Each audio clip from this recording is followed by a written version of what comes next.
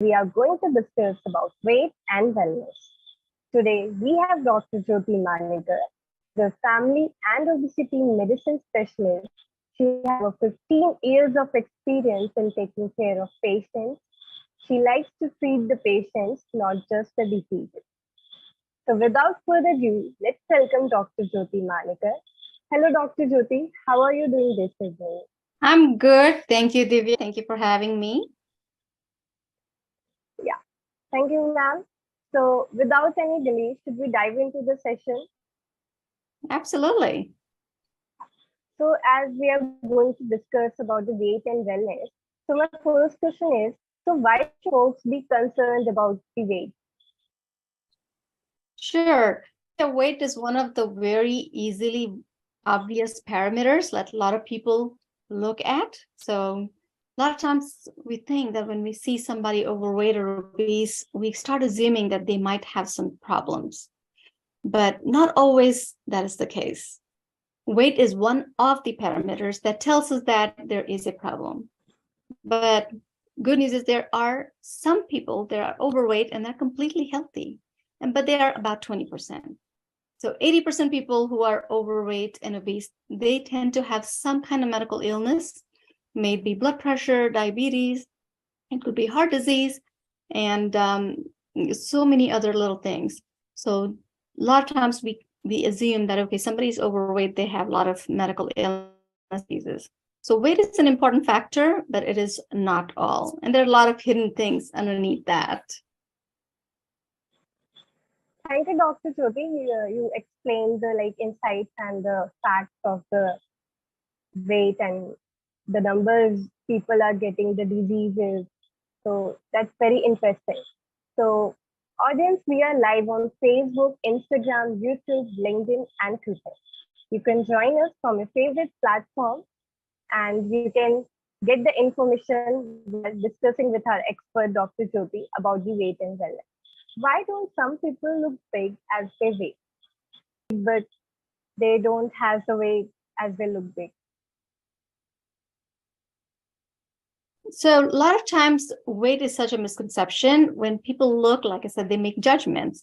But a lot of times 80% of people who are overweight and obese tend to have some kind of illness. So it is very important to understand that factor. The weight is one of the parameters, and weight can be a lot of times measured in so many different ways. Like if you have a certain height and a certain weight, we calculate what is called the BMI, the body mass index, which works for good 70-80% of people because it talks about how tall you are and how many pounds you weigh. And the BMI tells us if you are in the normal range or in the high range. For example, a BMI of 18 to 25 is considered normal. For Asians, 18 to 22 to 23 is considered normal. So when we're looking at those numbers, it tells us approximately what could be normal. Once we start going above a BMI of 25 up to 30 is considered overweight. A BMI 30 and above is considered obese. So those are the three categories that we define people into. But of course, there are always some outliers. There are some skinny, thin people that may not be healthy, but they look skinny. And they may not fall into the BMI range, but they may have other metabolic illnesses. So usually I say weight is a parameter, but it's not all. There are some skinny thin people, and they still have illnesses, sickness, metabolic disorders, inflammation that could contribute to bigger diseases like blood pressure, diabetes, depression, cancer, arthritis, hormonal issues. So those are outliers of that 80%, okay? And then there's other end of the BMI. There's another 20% that lie on either side of the bell-shaped curve, tend to have a higher BMI, but their body mass, even if their body mass index looks like it's high, they may look like they have a BMI of 30. For example, a football player. Yeah. They may have a lot of muscle mass. So then that makes them look big, but their fat weight content may be low. A lot of times it's under 10 to 15%. So when that's the case, what happens is these people may not be unhealthy. But let's say somebody who's in a perfect BMI of like 25 or 23, and if they have 40% fat weight, then that's a concern. So that's why I say be weight wise. Just a number may not tell us a whole lot. So if you're looking whether the person has enough fat weight or a lot of muscle weight, that contributes a lot to knowing whether they are going to be sick or whether they're at risk for medical illnesses or metabolic syndrome, or if they're already having something. Yeah. Thank you, Dr. Jyoti. You explained very well and in great depth. So, like you mentioned about the metabolic diseases. So, Dr. Jyoti, what are different metabolic diseases? Divya, that's a very good question. We're seeing a lot of metabolic illnesses here lately, not just in the US, but across the world. We're seeing blood pressure issues. A lot of people have heard about that. We have diabetes or high sugar issues. And then the third one is high cholesterol. So those are the big three things. The other one is abdominal weight. So if you have weight around your midsection, that also falls as a part of the metabolic syndrome. So definitely, if you have 3 out of the 4 criteria, you kind of fall into the metabolic syndrome criteria.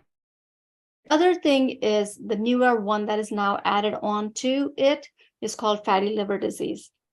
So a lot of people, whenever we think about liver, we think about alcohol. But like alcohol, sugar is playing the same role in a lot of people's bodies. The sugar levels are high, the livers kind of get inflamed, and they display the similar symptoms and changes like somebody who would be alcoholic. So that is also considered part of the metabolic syndrome. So again, to kind of outline it, I know it's a lot of information, but just to kind of briefly reiterate, metabolic syndrome consists of inflammation causing several diseases. One of them is high blood pressure. Second one is high sugar, either they're diabetic or pre-diabetic. Third one is high cholesterol. And fourth one is abdominal weight or abdominal circumference. If it's greater than 35 inches in women or above 40 inches in men, they're considered to be part of metabolic syndrome. And the last one, the fifth one, is the fatty liver disease. So these are the components of metabolic syndrome, and that's the biggest driver right now of inflammation, weight, as well as several diseases that we are seeing. Thank you, Dr. Jyoti. You explained very well and in great depth. So, like you mentioned about the metabolic diseases. So, Dr. Jyoti, what are different metabolic diseases? So your question is a very good question. Like you said, a lot of people are having a lot of diseases nowadays, especially the younger ones. When we talk about our grandparents, we understood that they had 1 or 2 pills to take when they were like in their 80s or 90s. But now we're seeing a lot of younger people, even in their 30s, 40s, are taking tons of medications, a handful of medications every single day. I feel like they're taking more pills than real food. They're taking blood pressure medication, something for diabetes, something for cholesterol, something for arthritis. So their pills are never ending. And our society has come to a conclusion that we definitely will need some kind of medication. Unfortunately, that is not true. So there is a good solution that'll help with a lot of these things. So you're right. Younger kids and younger folks are nowadays getting diseases because of the fuel we are putting in our body. What we put in our body is what we are. So if you put the wrong fuel in your body, obviously your body's not going to function. And it kind of starts fighting it, coping with it. And ultimately one day we find out that we have blood pressure. So blood pressure does not develop overnight. Somebody did not wake up and say, oh, I have blood pressure. Somebody did not say, oh, one day you have diabetes. The processes have been happening underneath for a long time. And then one day it is exposed because either you have symptoms or you went to a doctor, had a checkup, and here we go. Your sugars are high, or your blood pressure is high. Oh, your cholesterol is high. So those are the things that start popping up. And now we're seeing it in younger kids as little as 9, 10 years old. It is pretty sad to see type 2 diabetes in 9 and 10-year-olds. And why is that happening? These are all man-made diseases. Things could happen when you get older, maybe, to some extent. But why would a 9-year-old get type 2 diabetes? So when that question arises, that's what I say. What fuel you put in your body is what matters. What you eat is what you are. And a lot of times the problem is the society is not aware of what we're really eating because there's so much stuff around us that kind of distracts us from real food. There's so many advertisements, so a lot of times we're not eating real food. And that's taking us into the wrong path. And our body is able to fight and cope only to some extent.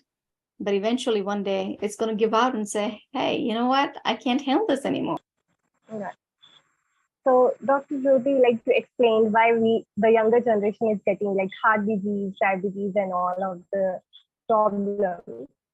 So, we should always stick to our right diet and the fuel we are taking into our body.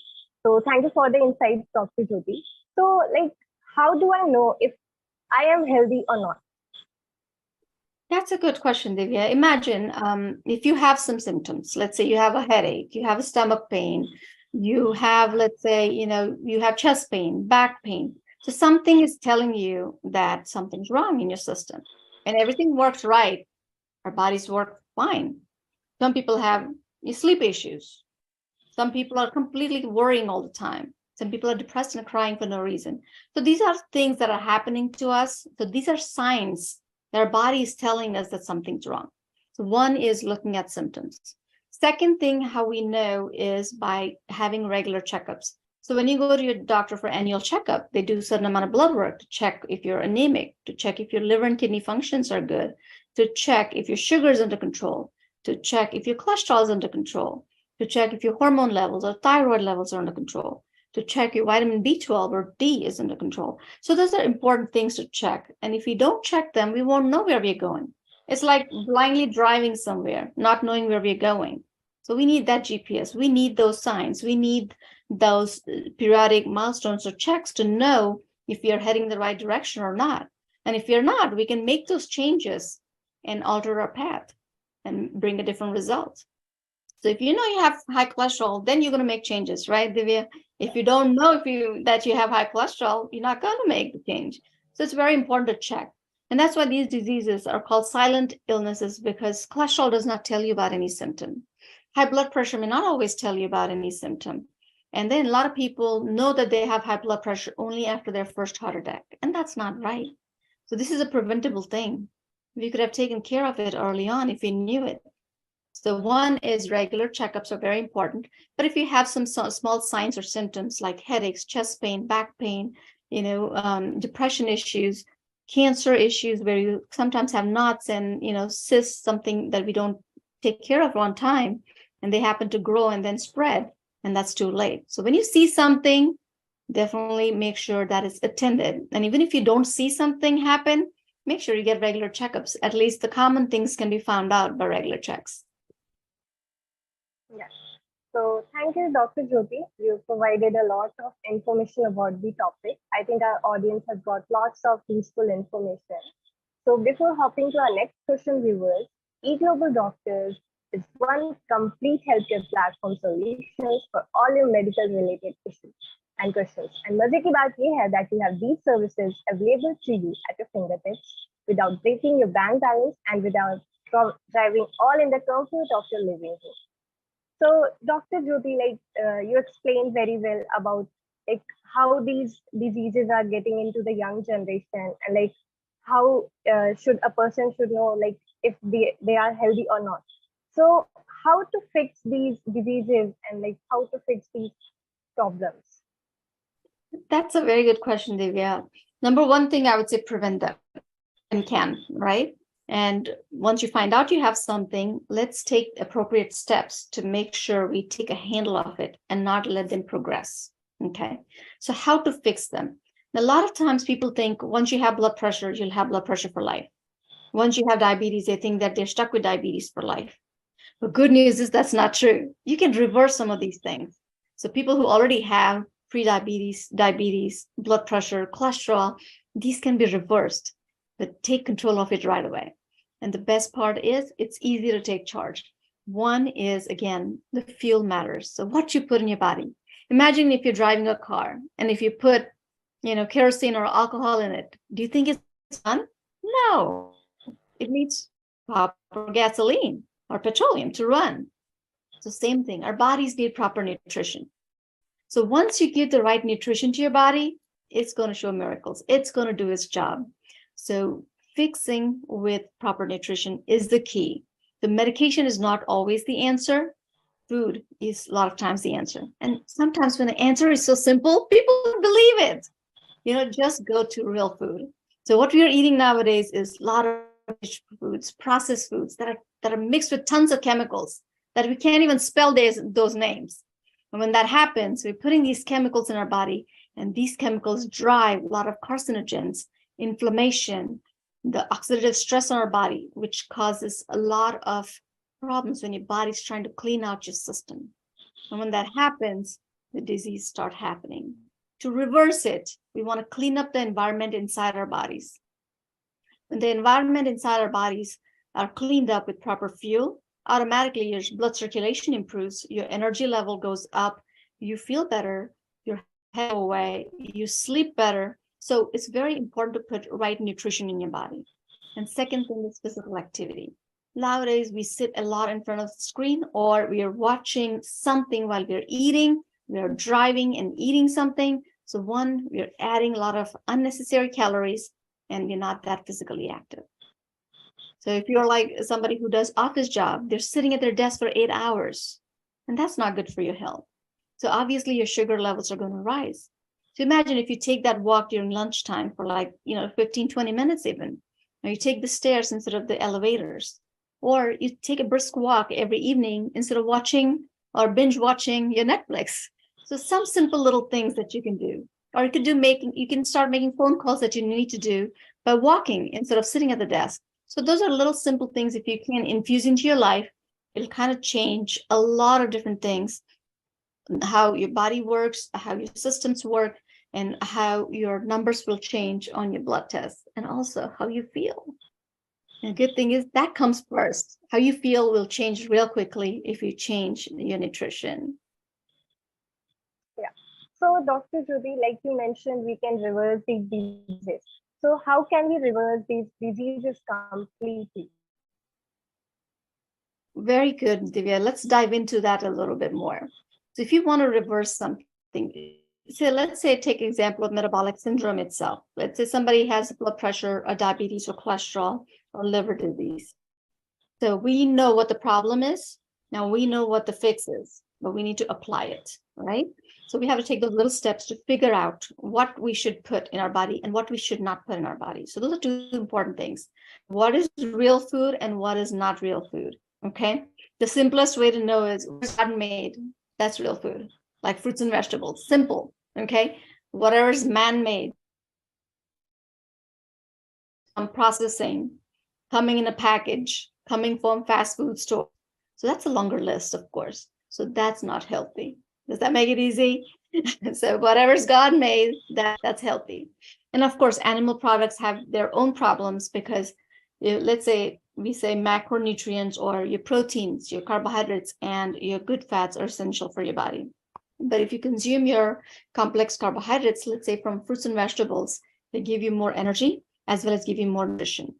But if you take the same number of calories, let's say from donuts or sandwiches or from, fried chicken, what's happening? You just put garbage in your body. You expect something good?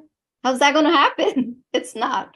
So simply instead of that, if we eat, salads, if we eat fruits, if we eat a lot of colored vegetables, they have a lot of phytonutrients. So that helps healing your body from the inside. So it's not just taking a shower to cleanse your system. If you put the right things in your body knows how to clean itself because it's such a powerful machine. It can do anything. So first thing is give proper nutrition. So the proper nutrition means whole food plant-based diet is very, very essential. You limit your animal products to saturated fat. The moment you start putting plant-based food, you're going to help improve your nutrition, reduce your cholesterol, your blood flows smoothly through your circulation, you feel more energetic. And what does blood do? It carries more oxygen. So you're going to feel energetic. So even if before you start losing weight, you'll see that when you change your diet, within 2 weeks, you'll have such good energy. You feel good. Your mind is clear. You're not like having a foggy brain. So that's how you know that you're heading in the right direction. So good nutrition is whole food plant-based diet, plenty of water, and then avoiding processed foods, avoiding animal protein, and limiting packaged and ultra-processed food as much as possible in your diet. So I think those are the key things. If you can use those and incorporate it, that'll help a ton to reverse a lot of diseases. And like I said, physical activity, keep moving when you can. And then if you can plan some moderately intensive exercise, at least 2 or 3 days a week, that is an additional benefit right there.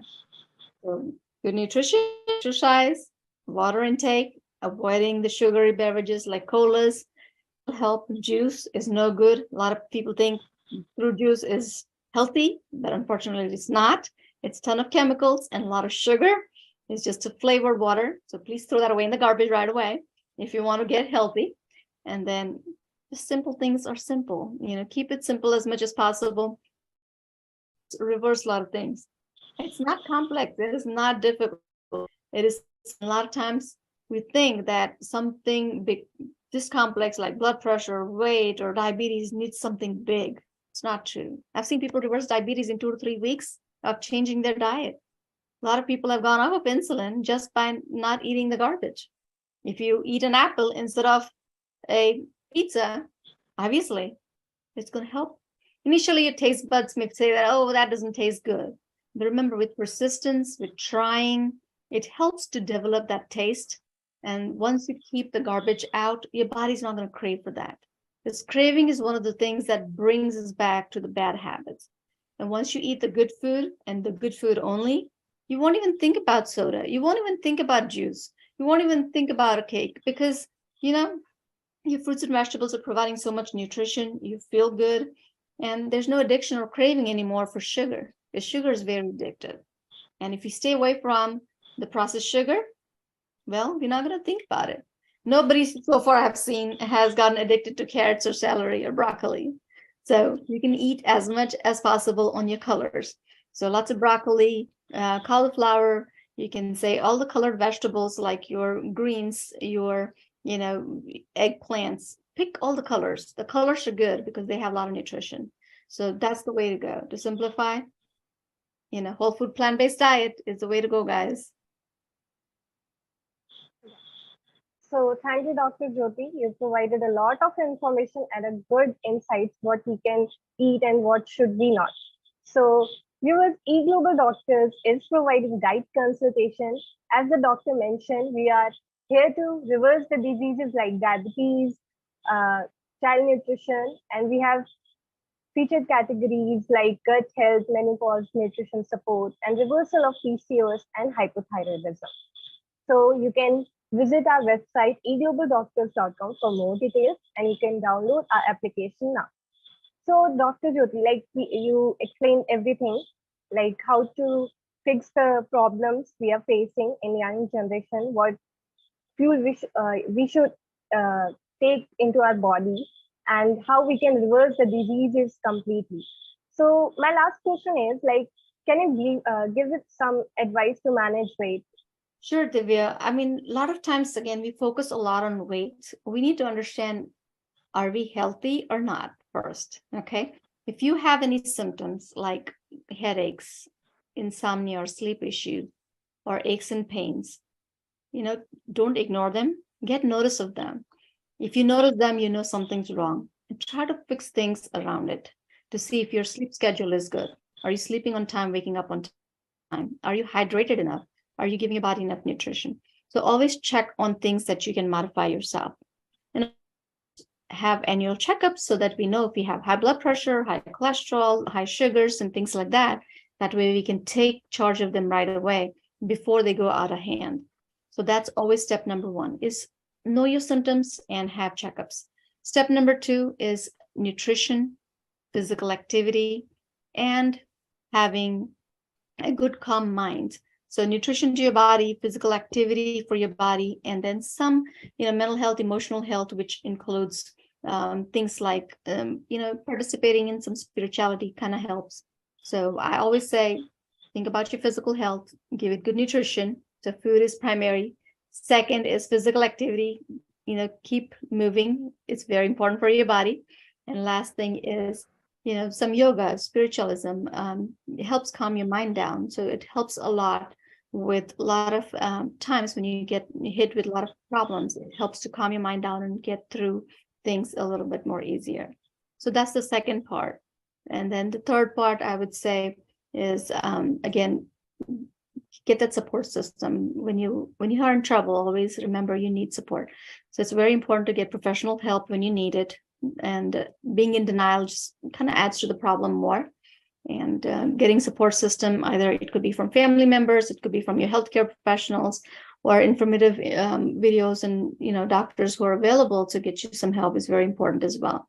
So pay attention to your symptoms, get checkups regularly, pay attention to what you put in your body, because that's your fuel ultimately, and keep moving. And lastly, have good support system. So use your system, because as human beings, we are very dependent, interdependent. And when you're in trouble, get help, because there's always help and there's always ways to reverse things. So don't think if you have diabetes or blood pressure, that's the end of it. There's always hope and there is ways to reverse it. Yeah, correct. So thank you, Dr. Manekar, for providing lots of information about the topic. I think our audience has got a lot of useful information about the weight and wellness. So can you provide a summary for the topic to those audience who just have joined us? Sure. Today we talked a lot about weight. A lot of times weight sounds like a problem, but it could be a typical problem. Weight by itself may not always be the problem. A lot of times there's underlying diseases that are a bigger issue. So for example, we talked about blood pressure, diabetes, cholesterol, PCOS, and then a lot of cancers nowadays. We're seeing a lot of younger people getting heart disease, cancer, strokes. The reason being the fuel in our body. If you give proper fuel to our body, then obviously it's going to function well. And the trick is, first disease is to put the right fuel in your body. So if you give whole food, plant-based nutrition and physical activity, that'll help a ton with how you manage your systems, and that ultimately prevents diseases. So prevention is always better, but if you hit with something, don't think that's the end of it. You don't have to swallow a bunch of pills, but you can take control of your disease by changing your nutrition, and gradually your doctor will back off or back down on your medications as you start feeling better. So yeah, focus on nutrition, and that's going to be the primary thing. And let weight loss be the side effect of healthy nutrition. Yeah. Thank you, Dr. Jyoti. Audience, although you might have these metabolic diseases or have its signs and symptoms, no need to worry, as the expert at eGlobal Doctors are here to help you. You can visit our website eGlobalDoctors.com or download our application now. So thank you, Dr. Jyoti ma'am. It's always a pleasure to have you in our live sessions. You always bring so much of information. So before wrapping up the session, viewers, are you looking for an expert second medical opinion for cancer treatment? Well, look no further, because eGlobal Doctors is providing access to top oncologists from across the world. So Dr. Jyoti, any words for our audience? Thank you for having me, Divya. I think it was a pleasure talking to you guys, and you had great questions today. I hope they'll help our audience. And if you have any questions, feel free to send us any of your questions. And hopefully in your future episodes, we'll try to answer some of those questions. So that'll be beneficial for everyone. Thank you very much. My pleasure. Thank you, doctor. Thank you. Thank you, audience. So it's